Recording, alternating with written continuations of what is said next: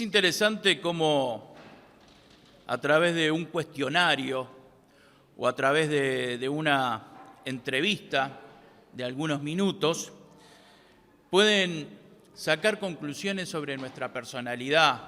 La persona que lee el cuestionario o la persona que nos entrevista puede sacar conclusiones de cuáles son nuestras costumbres, pueden sacar conclusiones sobre cuáles son nuestras aspiraciones en la vida, sobre lo que queremos nosotros, lo que pensamos sobre diferentes temas.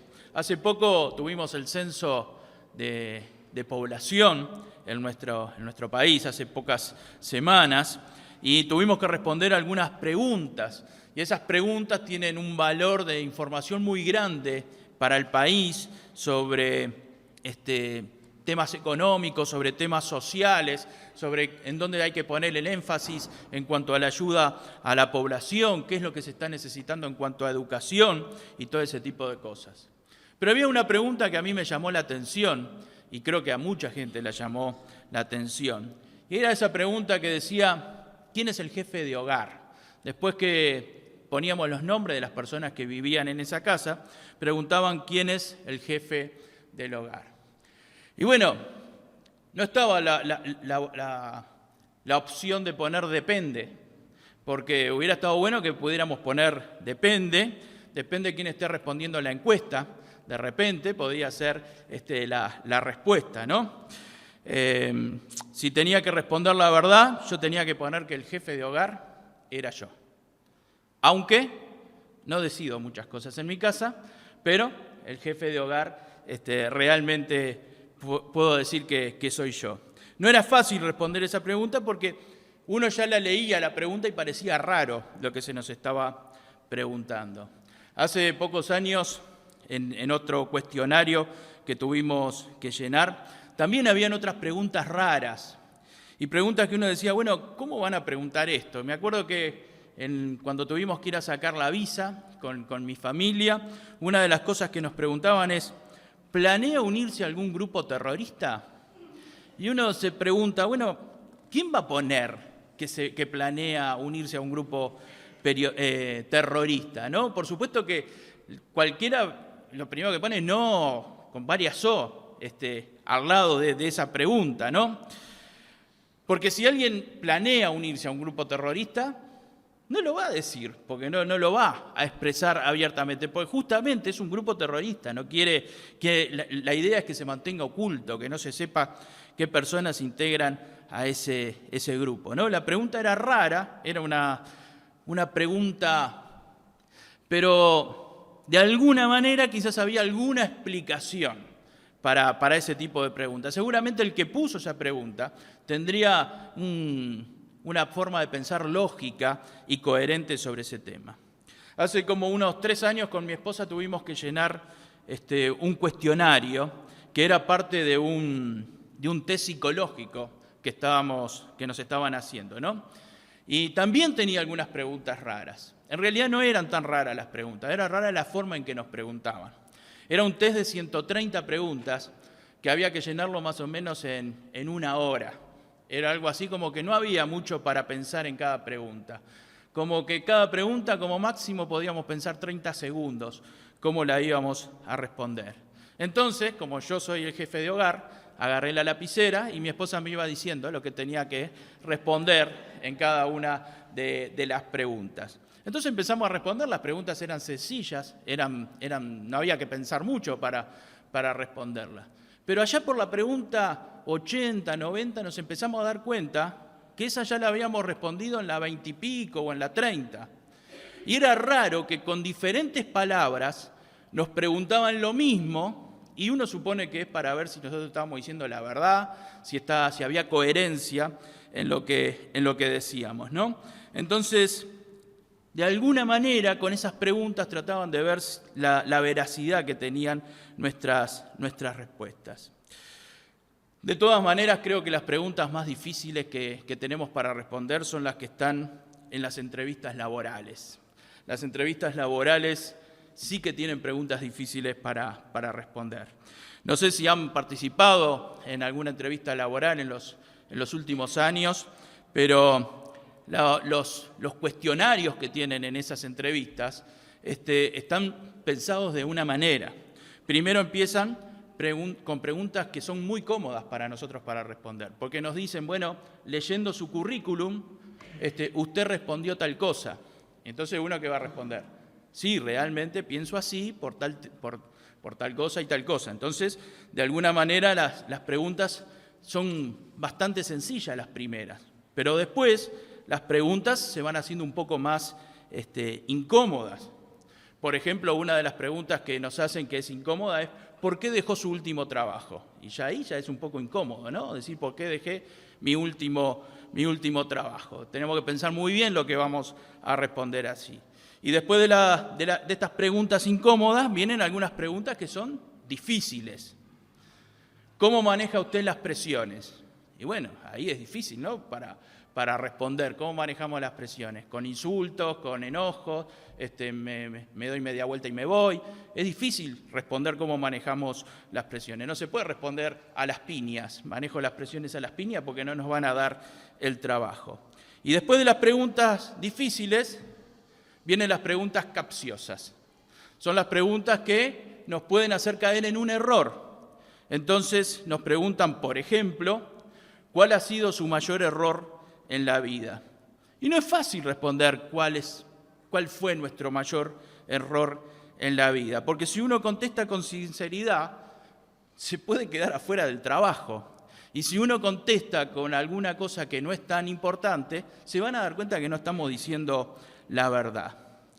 De todas maneras, yo creo que la pregunta más difícil que nos hacen en un cuestionario del laboral es ¿cuál es su mayor fortaleza? Y yo creo que esta es la pregunta más difícil que tenemos para responder.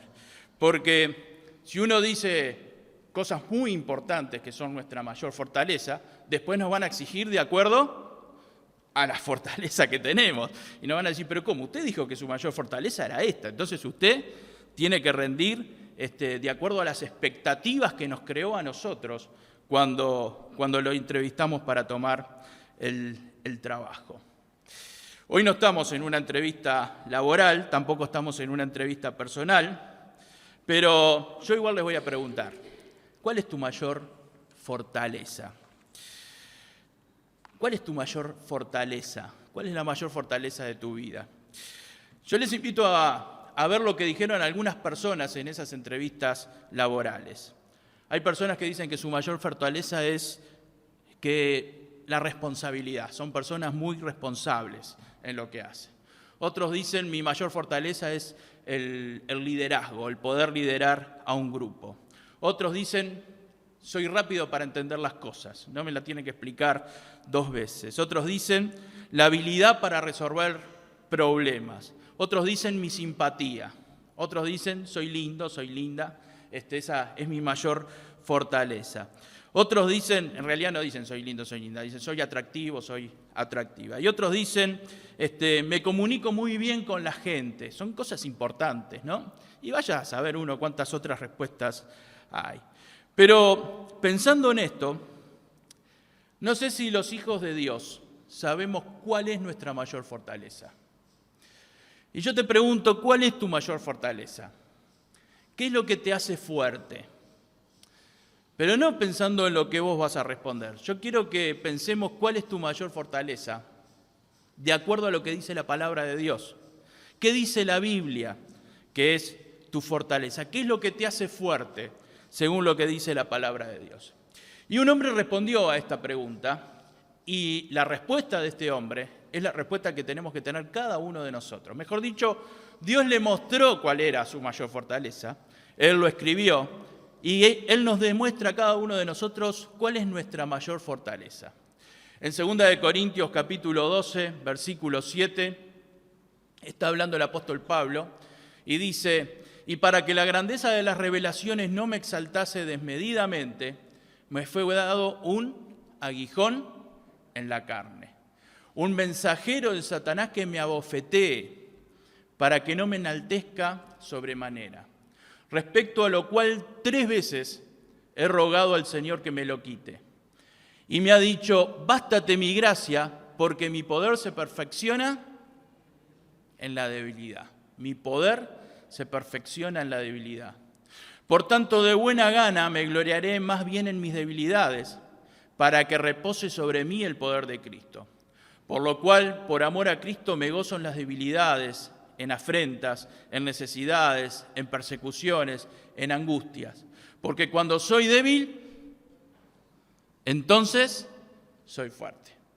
Porque cuando soy débil, entonces soy fuerte. Por lo cual, por amor a Cristo, me gozo en las debilidades, en afrentas, en necesidades, en persecuciones, en angustias. Porque cuando soy débil, entonces soy fuerte. El apóstol Pablo dice que se siente fuerte cuando está débil. Y ahí pone algunos ejemplos: cuando estoy en afrentas, cuando es insultado, cuando hay gente que le dice cosas en contra de él, ahí se siente fuerte. También dice, cuando paso por necesidades, podemos considerar que son necesidades económicas. Estas necesidades, dice, que lo hacen fuerte. Cuando estoy en persecuciones, cuando sufro por predicar la palabra de Cristo, esa persecución me hace fuerte. Cuando paso por angustias, cuando estamos en angustia, cuando no sabemos cómo vamos a resolver una situación, ¿no? Cuando no sé cómo voy a salir de esta situación, esa incertidumbre me hace fuerte. Para tu próxima entrevista laboral, cuando te pregunten cuál es tu mayor fortaleza, decile mis debilidades. Cuando estoy débil, me siento fuerte. Vamos a ver cómo Pablo se fue dando cuenta de esto. Y dice, en lo que leímos, que le fue dado un aguijón en la carne. Algo así como una espina. Un aguijón es como una espina que tenía en su cuerpo. ¿Les ha pasado alguna vez clavarse una espina? ¿Qué pasa cuando nos clavamos una espina? Vieron que las espinas son traicioneras, ¿no? Uno cuando se las clava no se da cuenta, pero después empieza el dolor y empieza hasta, quizás pueden venir hasta infecciones, ¿no? Y uno de repente está quieto, no se mueve y la espina está allí, pero no nos causa dolor. Pero de repente nos movemos, tocamos ese lugar donde está la espina y ahí sentimos el dolor. Y ahí saltamos porque tocamos ese lugar que nos duele. Y ahí nos acordamos, estaba esta espina tan molesta en mi vida. Y el apóstol Pablo toma este ejemplo y dice que Dios le permitió a Satanás poner una espina en su cuerpo.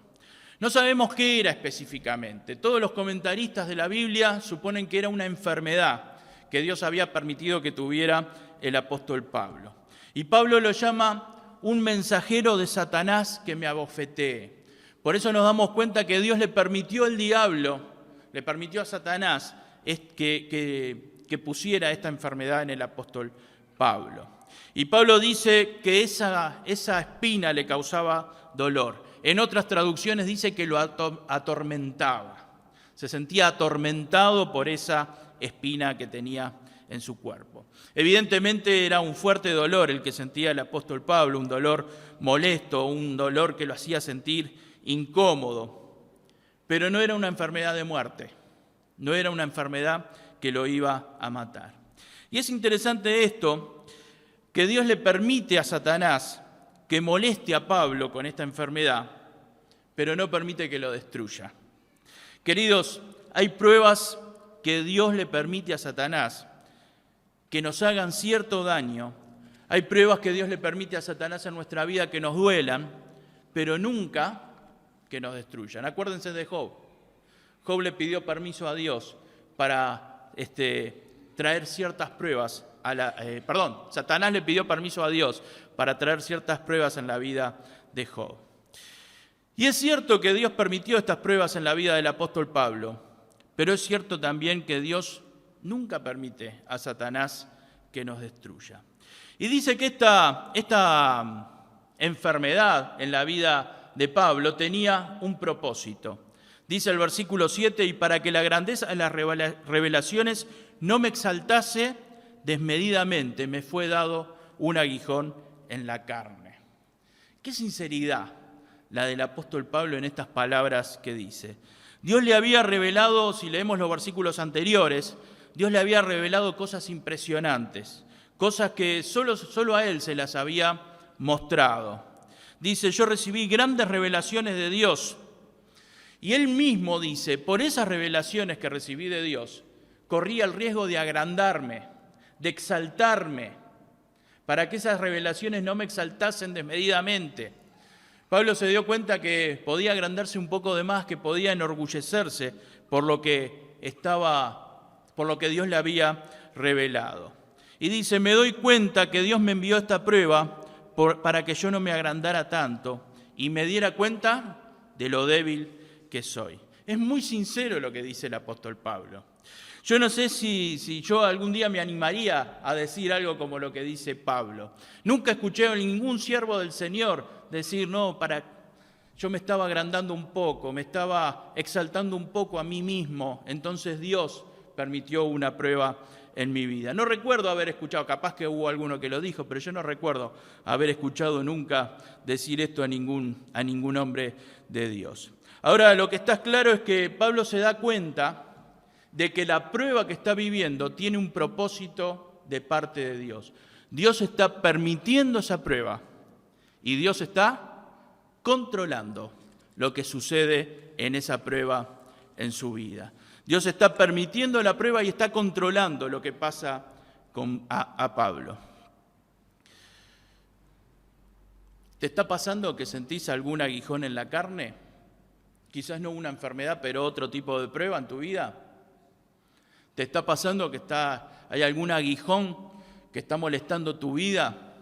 Quizás desde hace poco tiempo, desde hace mucho tiempo. Lo primero que te digo es tranquilo, tranquila. Dios está al control de todo. Y Dios tiene un propósito también en ese aguijón que hay en tu vida. En el caso de Pablo era el propósito, el que leímos recién. En el caso tuyo o en el caso mío no sé cuál será el propósito, pero Dios tiene un propósito en permitir cada prueba en nuestra vida. Toda espina en la carne tiene un propósito para bien. Toda prueba, ya sea de salud, ya sea económica, ya sea familiar o lo que sea, tiene un propósito de parte de Dios. Ahora, ¿qué hizo Pablo ante esta prueba? ¿Qué hizo Pablo ante este aguijón que tenía en su carne? En el versículo 8, 2 de Corintios 12:8, dice, respecto a lo cual 3 veces he rogado al Señor que lo quite de mí. Es interesante que el apóstol Pablo 3 veces oró pidiéndole a Dios que le sacara esa prueba que estaba viviendo. Si dice 3 veces, yo deduzco que hacía tiempo que Pablo estaba viviendo esta situación en su vida. Por eso habla de 3 veces. 3 veces le pidió a Dios que solucionara su problema de salud. 3 veces oró Pablo a Dios por este tema. ¿Hay algo que le pedís al Señor? ¿Hay alguna necesidad en tu vida por la cual estás orando? ¿Y que hace tiempo que estás orando, que le has pedido 3 veces o más, quizás al Señor? ¿Es mucho o poco 3 veces? Mire, 3 veces puede ser mucho, puede ser poco o puede ser suficiente. Depende si Dios te mostró algo o no te mostró nada con respecto al tema. Y Dios a Pablo le respondió a la 3ª vez, por eso oró 3 veces. Cuando Dios te responde sobre algún tema o cuando Dios te muestra sobre algún tema, ya está la respuesta de Dios. Y Dios a la 3ª vez le respondió a Pablo y le dijo, bástate mi gracia. Esto va a durar un tiempo, Pablo. Quizás te dure hasta el día que te mueras. Conformate con mi gracia. Conformate con mi amor. Conformate con mi perdón. Ahora yo pregunto, ¿por qué Dios no sanó esta enfermedad de Pablo? ¿Será que Pablo oró con poca fe? ¿Piensan que Pablo no tenía suficiente fe en su oración? ¿Qué habrá pasado que Dios le dijo, por ahora vas a tener que soportar esta prueba? Y no le dio lo que pedía Pablo. Miren, a mí me llama muchísimo la atención esto, de que Pablo no se haya sanado. Porque si yo voy al libro de Hechos y leo, por ejemplo, en Hechos capítulo 19, Hechos 19:11, dice, y hacía Dios milagros extraordinarios por mano de Pablo. De tal manera que aún llevaban a los enfermos los paños o delantales de su cuerpo y las enfermedades se iban de ellos. ¿Cómo puede ser que este hombre oraba por los otros enfermos, por otras personas y las personas se sanaban? Ni siquiera tenía que ir hasta el lugar, ni siquiera tenía que imponerle las manos, ni siquiera tenía que ungirlos con aceite. Alcanzaba con llevar una ropa.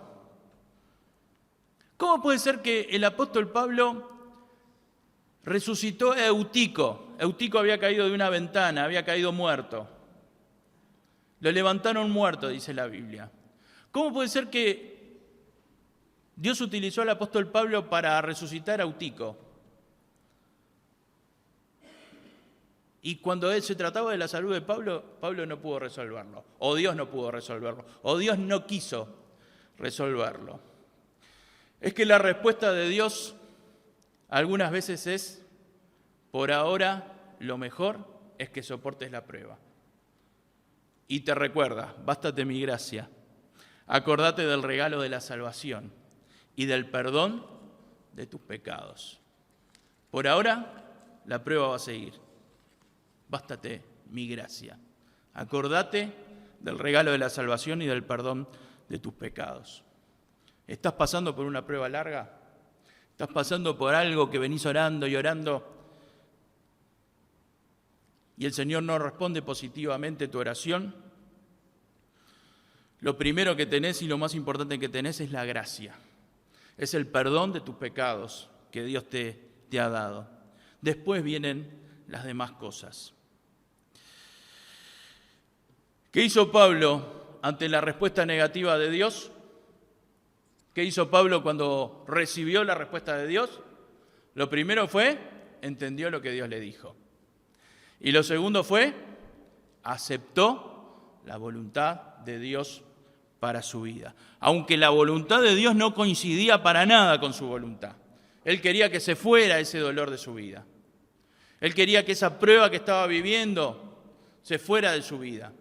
Pero él aceptó que esa prueba iba a durar un tiempo más en su vida porque Dios se lo había mostrado. ¿Entendemos cuando Dios nos habla sobre algún tema? ¿Entendemos cuando Dios nos dice algo? ¿Entendemos cuando Dios nos responde sobre algún tema? O si no es lo que nosotros queremos, hacemos como que no entendemos. Cuando Dios te muestra algo, ¿lo aceptás? ¿O te rebelás contra Dios? ¿O pataleás contra Dios? Miren, yo sería un mentiroso si les dijera que a mí yo acepto todo lo que viene de parte de Dios. Sería un mentiroso si lo dijera. Sería un mentiroso si no dijera que algunas veces Dios me mostró cosas muy claramente y a mí me costó aceptarlas. La verdad. Pero también tengo que decir que cuando acepté las cosas que estaban sucediendo, acepté lo que estaba sucediendo en mi vida y que Dios estaba permitiendo eso, recién ahí pude ver el poder de Dios. Y recién ahí empezó a actuar el poder de Dios.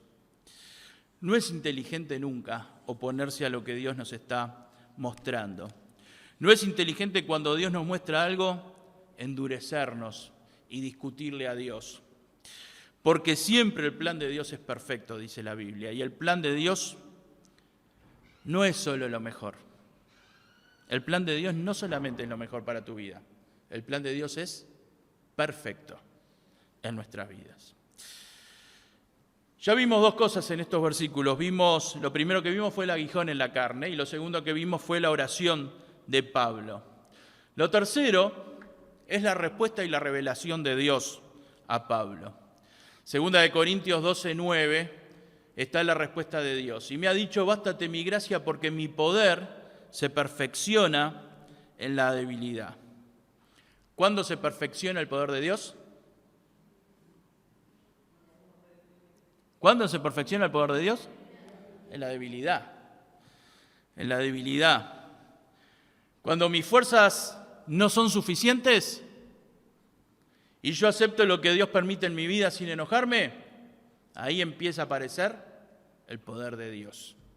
Cuando mis fuerzas no son suficientes, empieza a aparecer el poder de Dios.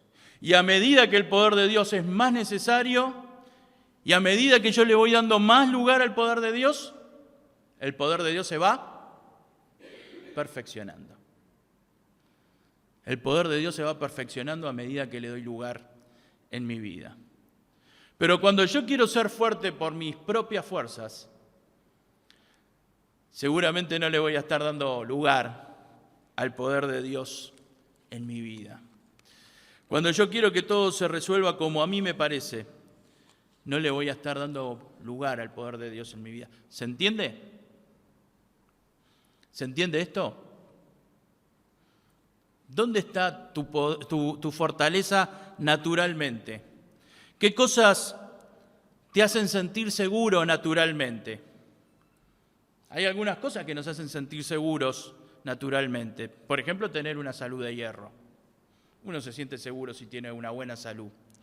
Uno se siente seguro con una buena cuenta bancaria, ¿o no? Uno se siente seguro con el apoyo de una familia. Uno se siente seguro cuando está rodeado de amistades.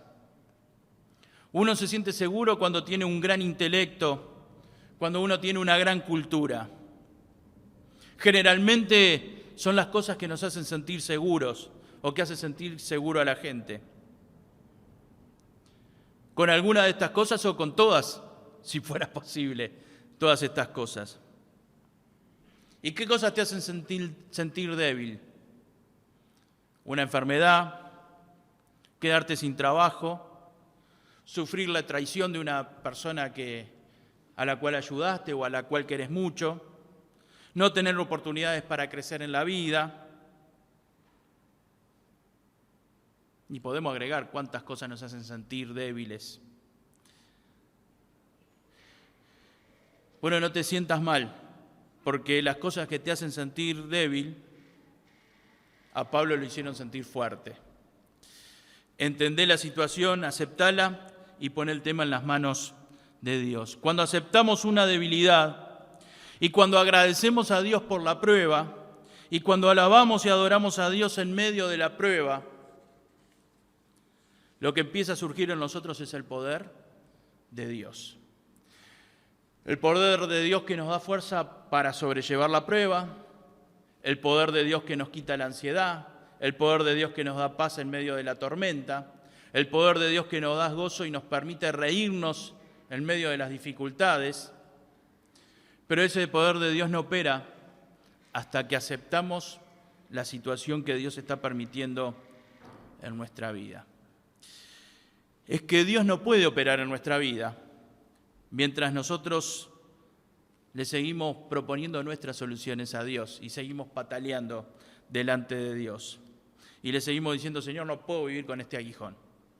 Señor, necesito que saques ya este aguijón de mi vida. Señor, estoy ansioso por ver cuándo vas a sacar esto de mi vida. Señor, estoy cansado de vivir con este aguijón. El poder de Dios se perfecciona cuando acepto lo que Dios está permitiendo en mi vida. Por último, en este pasaje, en este capítulo 12 de 2 de Corintios, quiero que veamos la jugada ganadora que me hace fuerte.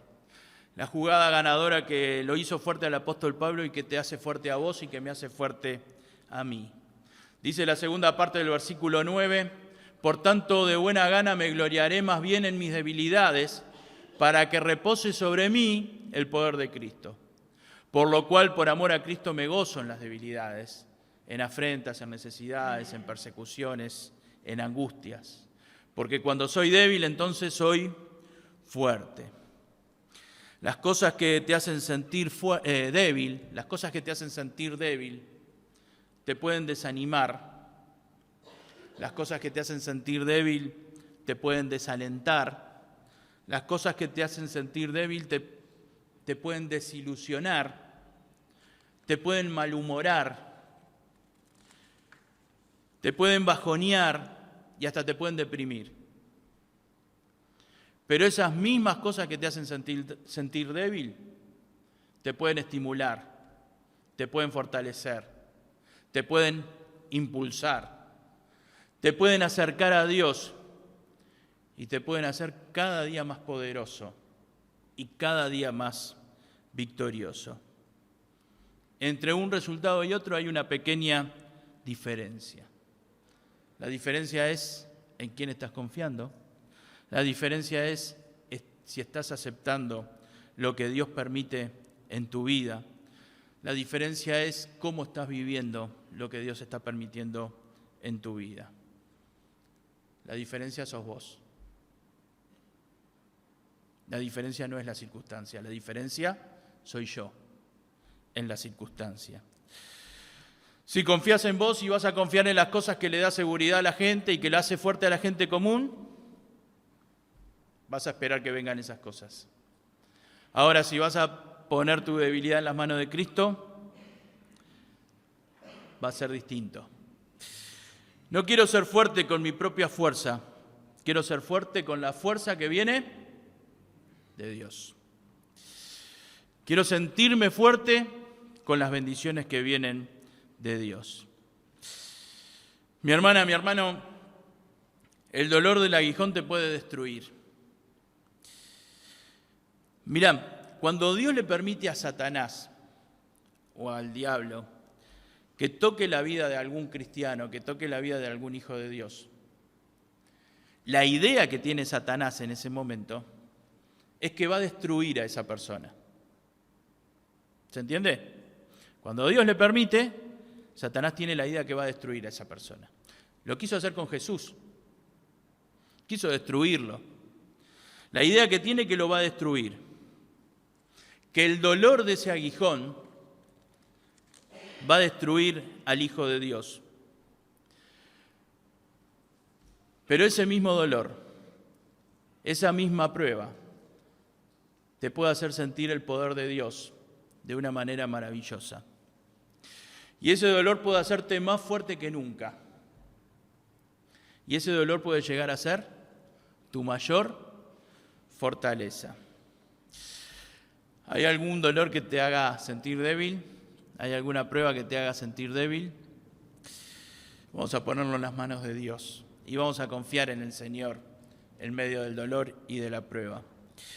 En estos domingos estuvimos hablando sobre pruebas, estuvimos hablando cómo salimos de las pruebas y estuvimos hablando cómo reaccionamos en medio de las pruebas. Y yo estas meditaciones las quiero terminar con lo que dice el pasaje de Isaías 40, desde el 29 al 31. Isaías, capítulo 40, desde el versículo 29 al 31, dice así la palabra de Dios. Él da esfuerzo al cansado y multiplica las fuerzas del que no tiene ningunas. Los muchachos se fatigan y se cansan, los jóvenes flaquean y caen, pero los que esperan en Jehová tendrán nuevas fuerzas. Levantarán alas como las águilas, correrán y no se cansarán, caminarán y no se fatigarán. Que el Señor nos bendiga. Vamos a ponernos de pie y vamos a orar. Y les prometo que por algún tiempo no voy a tocar estos temas.